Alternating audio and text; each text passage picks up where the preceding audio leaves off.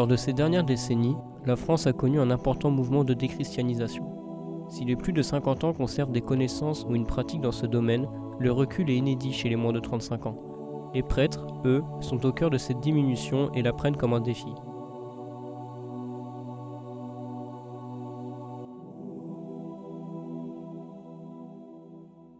Je m'appelle Jean-Baptiste Ciboulet, j'ai 34 ans. Je suis originaire de Nantes, j'ai grandi à Clisson et je suis prêtre depuis 5 ans.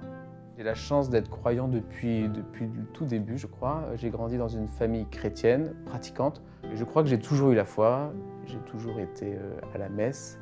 Comme prêtre, là je suis en mission dans une paroisse. Donc la paroisse c'est une communauté sur un territoire donné. Et donc mon rôle c'est conduire ce troupeau, de le mener vers Dieu, de soutenir la foi des paroissiens, de les former, de célébrer la messe pour eux, de leur donner le pardon de Dieu.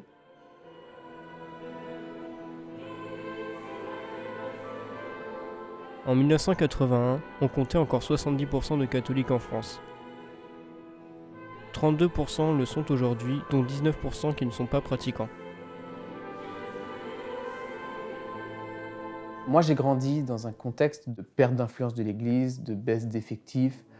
Donc en fait, je n'ai connu que ça. Je n'ai pas connu les grandes heures comme c'était il y a, je sais pas, au siècle dernier.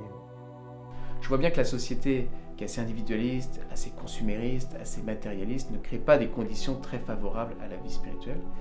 Et en même temps, je me rends compte que le monde est dur, l'avenir est sombre, et je vois bien qu'on ne peut pas s'appuyer sur nos propres forces humaines.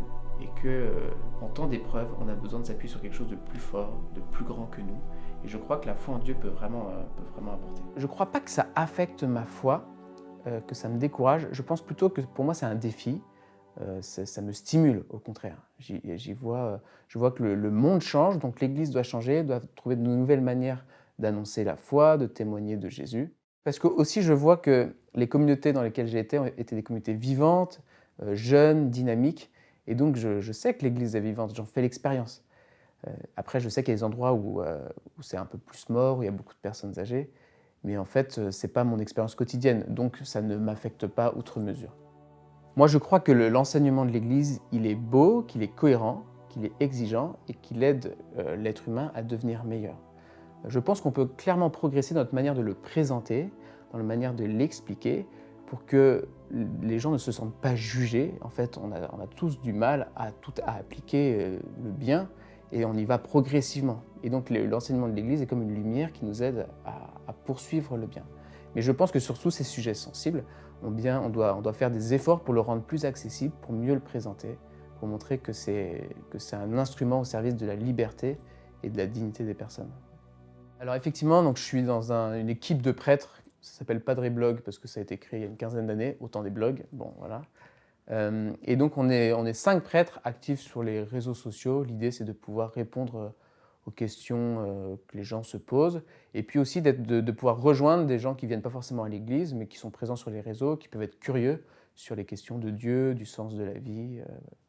Et donc du coup, on publie des vidéos, des articles, des podcasts sur Internet, qui est une nouvelle manière quand même de rejoindre beaucoup de gens.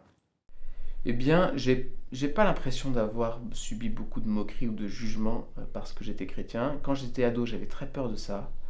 Je me rappelle lors d'un voyage de classe, alors que j'allais à la messe tous les dimanches, pendant un voyage de classe, alors qu'on nous proposait d'aller à la messe, eh bien j'y suis pas allé parce que j'avais honte en fait, je voulais pas assumer devant mes copains. Et donc du coup, je pense pas avoir souffert de moqueries, mais ça peut arriver dans la rue, dans le tram, de recevoir une petite parole désagréable ou une moquerie, mais j'en ai pas trop fait les frais.